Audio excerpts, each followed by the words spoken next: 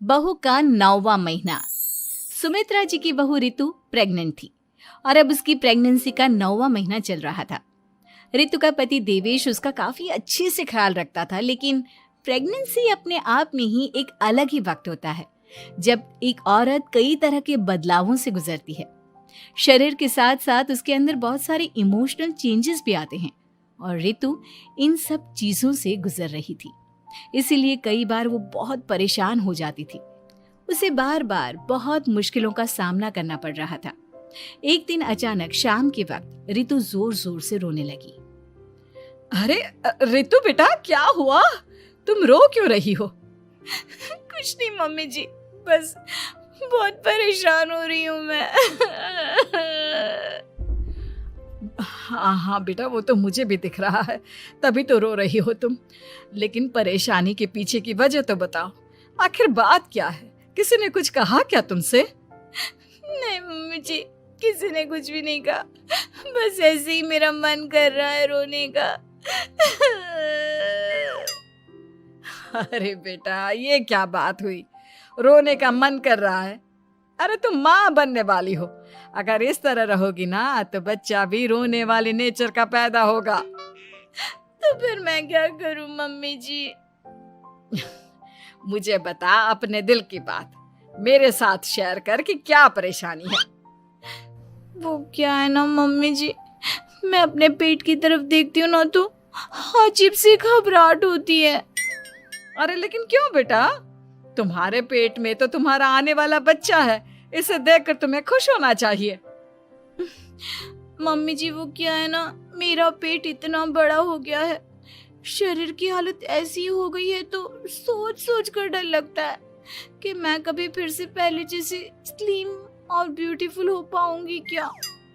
अरे बेटा, ये तो कुछ दिनों की बात है, सब कुछ बिल्कुल पहले जैसा हो जाएगा। कुछ दिनों के बाद तुम्हें चिंता करने की कोई जरूरत नहीं होगी। रितु, क्या हुआ? तुम बार बार करवटें क्यों बदल रही हो? रात के 2 बज रहे हैं, सो जाओ ना अब। देवेश, नींद नहीं आ रही है, मैं ठीक से सो नहीं पा रही हूँ।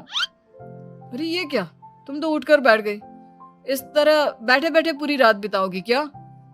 क्या करूं देवेश, पेट की वजह से जैसे ही लेटती हूँ अजीब सा लगने लगता है, ठीक से सो भी नहीं पाती। तुम एक काम करो, अपने पेट के बगल में एक तकिया लगा लो, तुम्हें ठीक से नींद आ जाएगी। वो भी करके देख लिया, अब तो लगता है जब तक बच्चा इस दुनिया में नहीं आएगा मैं ठीक से सो भी नहीं पाऊंगी। रितु, बच्चा आने के बाद कौन सा चैन की नींद सो पाओगी? कम से कम अब तो आराम कर लो।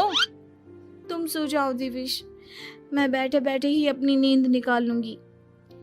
और फिर कुछ दिन के बाद सुमित्रा जी के घर पर कुछ परिचित लोग मिलने के लिए आते हैं। मम्मी जी, आप उन लोगों के साथ बैठकर बातें करिए, मैं सबके लिए चाय बना देती हूँ। अरे नहीं नहीं बेटा, मैं कर लूंगी, अभी तुम्हारी तबीयत ठीक नहीं है ना, तुम आराम करो। अरे मम्मी, घर के छोटे मोटे काम तो मैं करती हूँ ना, चाय बनाने में कैसी प्रॉब्लम? अच्छा ठीक है, अगर कोई परेशानी नहीं है तो बना दो चाय। अरे ये क्या बात है सुमित्रा जी, आप तो दादी बनने वाली हैं। हाँ जी, बस ठीक ठाक तरीके से मेरा पोता या पोती इस दुनिया में आ जाए तो चैन हो जाए।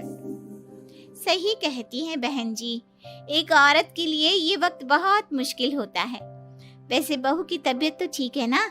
हाँ हाँ, तबीयत तो ठीक है, बस ऐसे ही थोड़ी बहुत परेशानी है जो इस वक्त होती है, उसी से गुजर रही है। पहली बार माँ बन रही है ना, कभी कभी परेशान हो जाती है। सुमित्रा जी रिश्तेदारों से बात करती है और उन्हें काफी देर हो जाती है। रिश्तेदारों के जाने के बाद, अरे रितु बेटा, तुम अभी तक किचन में काम कर रही हो? मैंने तुम्हें मना किया था ना, इतनी देर खड़े रहने की क्या जरूरत थी? मम्मी जी, वो मुझे लगा रात के खाने में देर हो जाएगी, इसलिए मैं साफ उधर बिजी थी तो मैं खाना बनाने लग गई थी। अरे बेटा, तुम तो बिल्कुल कुछ भी नहीं समझती, जरा अपने पैरों की हालत तो देखो। हाँ मम्मी जी, मुझे भी ना पैरों में बहुत भारीपन लग रहा है। ये भारीपन नहीं है, ज्यादा देर खड़े रहने की वजह से तुम्हारे पैरों में सूजन आ गई है। अब कमरे में जाकर आराम करो, चलो। और सुनो, अपने पैरों के नीचे ना तकिया लगा लेना, सर के नीचे मत लगाना, ठीक है? अपने कमरे में जाने के बाद यार ये प्रेगनेंसी भी कितनी अजीब चीज है, कभी रोने का मन करता है, कभी हंसने का। घर में सब मुझे बहुत प्यार करते हैं, लेकिन प्रेगनेंसी की जो प्रॉब्लम्स मैं फेस कर रही हूँ वो मैं किसी को नहीं समझा सकती। ये सब कब ठीक होगा? और फिर एक रात अचानक रितु नींद में उठकर बैठ जाती है और अपने पूरे शरीर पर खुजली करने लगती है। देवेश की आंख खुलती है और वो रितु को इस तरह खुजली करते हुए देखता है। अरे क्या हुआ रितु, तुम ठीक तो हो ना? पता नहीं क्यों देवेश, लेकिन अचानक से पूरे शरीर में खुजली हो रही है। दिखाओ जरा मुझे। अरे लेकिन तुम्हारे शरीर पर तो कोई मच्छर के काटने की या किसी तरह के रैशेस भी नहीं है, फिर खुजली क्यों हो रही है? लगता है ये भी प्रेगनेंसी की कोई नई प्रॉब्लम है। अरे अरे परेशान मत हो, मैं मम्मी को बुला कर लाता हूँ। सुमित्रा जी के आने के बाद अरे क्या बात है बेटा, इस तरह क्यों खुजली कर रही हो? अचानक से क्या हो गया तुम्हें? मम्मी जी ऐसा लग रहा है जैसे सर से पैर तक पूरे बदन में मच्छरों ने काट लिया हो।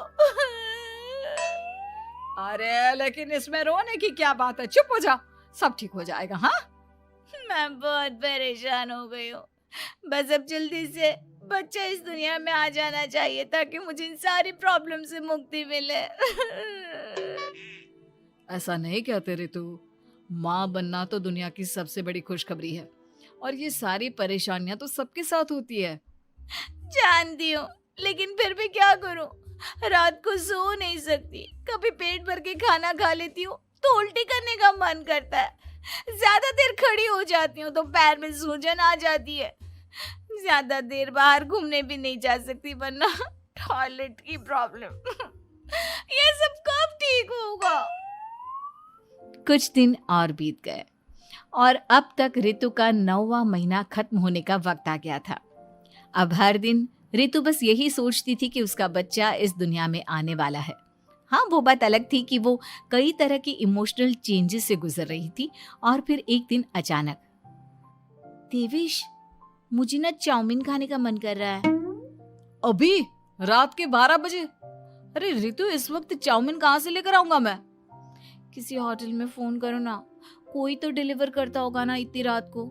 नहीं नहीं रितु, इतनी रात को कोई डिलीवर नहीं करता, तुम कल खा लेना, मैं कल तुम्हारे लिए लेकर आऊंगा बस। नहीं, मुझे अभी खाने का मन कर रहा है, मुझे अभी खाना है।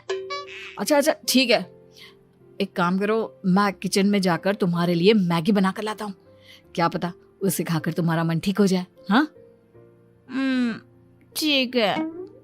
देवेश रितु को मैगी बनाकर खिला देता है, लेकिन अगले दिन अचानक से रितु की तबीयत खराब हो जाती है। क्या हुआ है बहू को?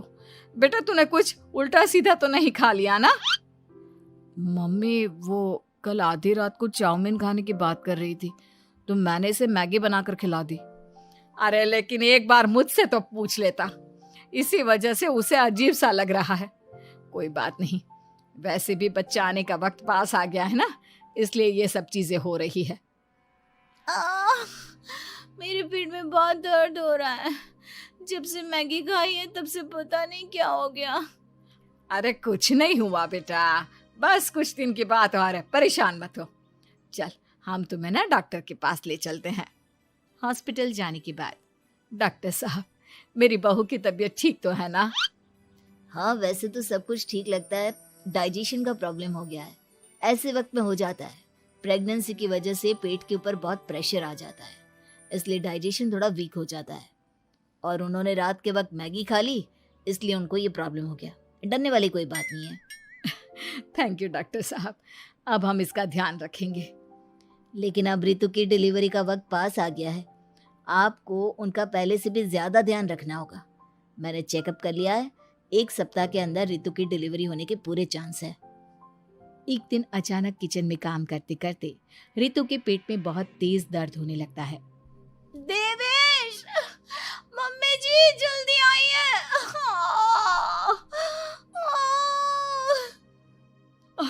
अरे क्या हुआ बहू, क्या हुआ तुम्हें? बहुत दर्द हो रहा है मम्मी, मेरे पेट में बहुत तेज दर्द हो रहा है, मुझसे खड़ा भी नहीं रहा जा रहा। इधर आ जाओ रितु, मैं तुम्हें बेड पर लिटा देता हूँ, सब ठीक हो जाएगा। बेटा, मुझे लगता है इसकी डिलीवरी का वक्त पास आ गया है। अब हमें रितु को हॉस्पिटल ले जाना होगा। वैसे भी डॉक्टर ने कहा था कि 1 सप्ताह के अंदर डिलीवरी कभी भी हो सकती है। मुझे बहुत दर्द हो रहा है, ऐसा लग रहा है जैसे मैं मर जाऊंगी। प्लीज मुझे बचा लो देवेश। अरे रितु, घबराओ मत, ऐसा कुछ नहीं होगा। हॉस्पिटल पहुंचने के बाद आप जल्दी से रितु को एडमिट करवा दीजिए और आप लोग बाहर वेट करिए। नहीं, मुझे बहुत दर्द हो रहा है। रितु, समझने की कोशिश करो, सब कुछ ठीक हो जाएगा। रितु को लेबर पेन शुरू हो गया था और वो काफी तकलीफ से गुजर रही थी। एक बच्चे को जन्म देते समय औरत जिस तकलीफ से गुजरती है उसे सिर्फ वही समझ सकती है। रितु की तकलीफ को देखकर देवेश भी काफी इमोशनल हो गया था। रितु को इस तरह चीखते देखकर उसे बहुत दुख हो रहा था, लेकिन आधे घंटे के बाद जब डॉक्टर अपने हाथ में रितु और देवेश की छोटी सी बच्ची को लेकर आया तो रितु के चेहरे पर स्माइल आ गई। रितु, ये देखो, तुम्हारी और मेरी नन्ही सी बेटी। ये तो एकदम परी की तरह दिखती है। दिखेगी क्यों नहीं, एकदम तुम पर गई है ना, इसलिए। लेकिन मम्मी, उसकी नाक तो मेरे जैसी है। अच्छा ठीक है, नाक तुम रख लो, बाकी सब मेरे जैसा। देखा रितु, तुमने कितनी तकलीफ सही, लेकिन उस तकलीफ के बदले तुम्हें भगवान ने ये छोटी सी परी दे दी। और ऐसा सब औरतों के साथ होता है। तुमने बहुत हिम्मत रखी है बेटा, और इसका नतीजा आज हमारे सामने है।